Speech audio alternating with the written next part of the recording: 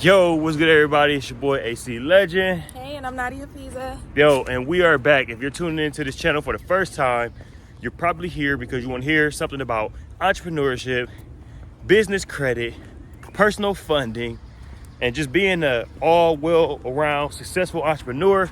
And look, you found the right spot. As always, we out here taking our morning walk around the neighborhood, getting this good little cardio in. But today, we got some great value for you. We're gonna talk about how we use these two main methods to be able to dispute items from our clients' credit reports. So let's get into it. All right, so the main way that most people dispute is by a basic dispute, right? So this is when people are going online, grabbing, a template off of Google, and they're just typing in for dispute reasons. Hey, this isn't 100% accurate, please delete it. Super basic dispute reasons. It can work, but again, using templates on Google word for word, we do not necessarily recommend, because you have to think about it. There are not human beings that are reading these letters. It's literally a system. It's the eOscar system. So when you're using a template, that template has most likely already been assigned a code, and so you're going to get an auto-generated response. So these two methods that we're going to give you today are ways that we can bypass that eOscar system. So the first is factual disputing, okay? So what a factual dispute is when you take a look at your credit report and you look for errors that are reporting across all three bureaus, okay? So some of the things that we want to look at are the open date. You know that you only opened an account on one specific day, right? You didn't open the same account on multiple days. But sometimes when we look at TransUnion, Experian, and Equifax, one may have that you opened the account on the 1st of May, one may have that you opened it on the 5th of May, and one may have that you opened it on the 10th of May. That is clearly an inaccuracy because, again, you only opened it one day. So simple things like that are what we're looking for when we look at factual disputes. Other things we can look at are last reported date. We can look for I'm trying to think and breathe at the same time, guys. Bear with me. Open date, last reported date, payment due date, right? All of these things are things we can look at. If there's a late payment on a collection account, that is actually an inaccuracy. It's illegal by law to report late payments on a collection account. So if any of your credit reports have that, that is also something that you can factually dispute. Correct. So what we're saying here is you want to be able to pull all three of your credit reports and look at them side by side.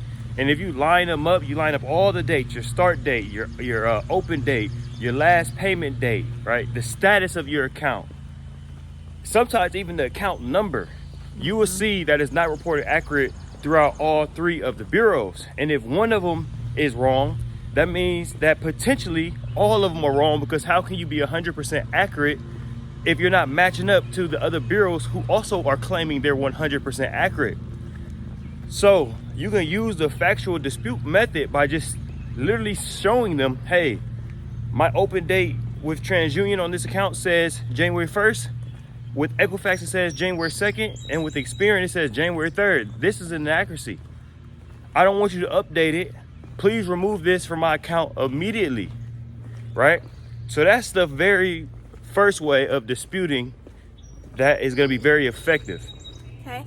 Now, one other thing I want to point out, just with factual disputing, and what AC just touched on, is that sometimes they may just update it. So you do run that risk. So you want to be very specific in your demands and your instructions of why you want things removed. If you want to delete it, stand on that.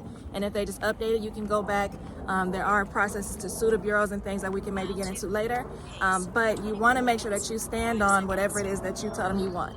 Now, the second way, and our favorite way to dispute items, is through law disputes. Okay, so this is where we can kind of get into consumer law.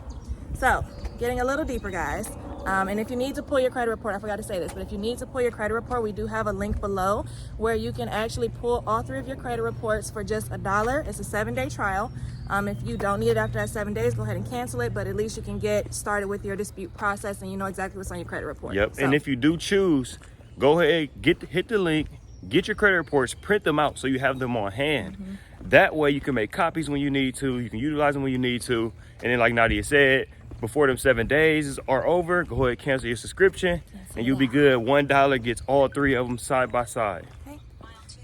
Perfect. So with law disputes, so there is a section of US law. So it's called 15 US Code. let me see, Chapter 41. So it's 15 U.S. Code Chapter 41, okay? That is the section that covers consumer law. It covers credit reporting agencies, credit repair organizations, credit billing, all types of good stuff around credit, right? So Congress enacted this law because they understood that there were different practices that companies, people, and organizations were practicing that were not beneficial or fair to consumers, okay? So you can dive into this thing really deep. It gets extremely deep. So we won't dive too much into it. You guys can tap in with our mentorship if you want a breakdown of everything. Yeah. But what I do want to cover with you guys, this hill.